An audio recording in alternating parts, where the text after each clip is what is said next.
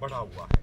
तो आज सैंपल लिए गए हैं और प्रशासन ने हमसे ये वायदा किया है कि कल दोपहर 2 बजे तक जो रिपोर्ट्स हैं वो सारी की सारी हमें सौंप देंगे और वो सभी रिपोर्ट्स हम मीडिया के साथियों के साथ कल की प्रेस कॉन्फ्रेंस में साझा करेंगे। इसके अलावा साथियों, आज दोनों मोर्चों की तरफ से एक चिट्ठी जितने भी हमारे देश की राजनीतिक पार्टियां हैं उनके अध्यक्षों को लिखी जा रही है दोनों मोर्चों की तरफ से, जिसपे सरदार जगजीत सिंह डल्लेवाल जी के हस्ताक्षर भी हैं।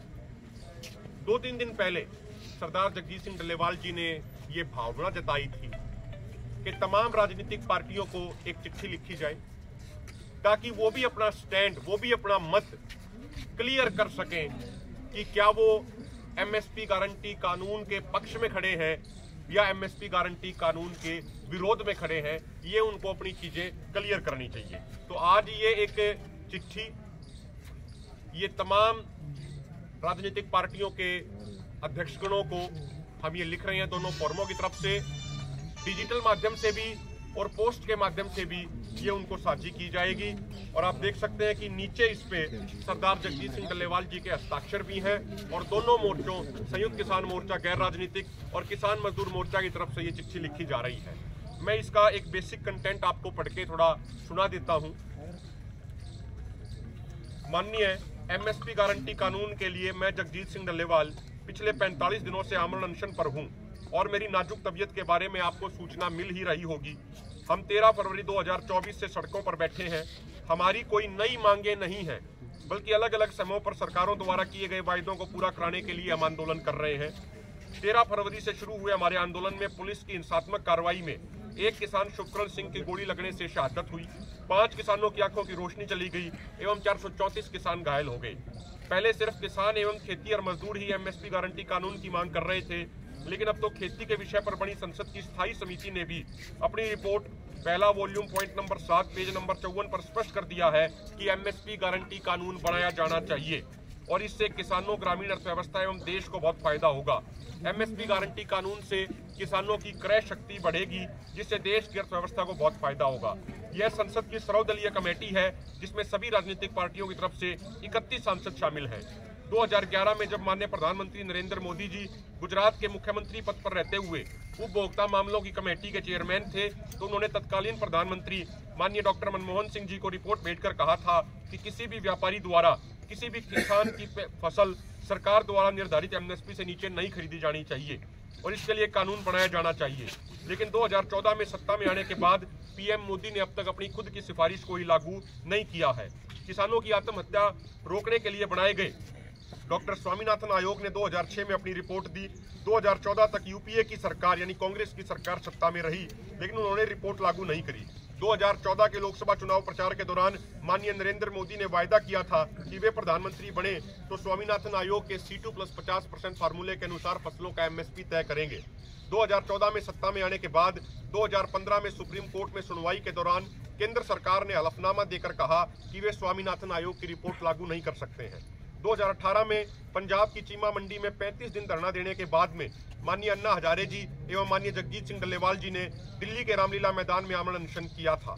उस समय तत्कालीन कृषि मंत्री माननीय राधा मोहन सिंह एवं महाराष्ट्र के मुख्यमंत्री माननीय देवेंद्र फडणवीस ने प्रधानमंत्री कार्यालय की तरफ से माननीय जितेंद्र सिंह द्वारा हस्ताक्षरित चिट्ठी आंदोलनकारी किसान नेताओं को सौंपी थी, जिसमें साफ तौर पर लिखा था कि केंद्र सरकार अगले 3 महीने में स्वामीनाथन आयोग के C2+50% फार्मूले को लागू करेगी, लेकिन 6 वर्ष बीत जाने के बावजूद भी उस वायदे को पूरा नहीं किया गया है।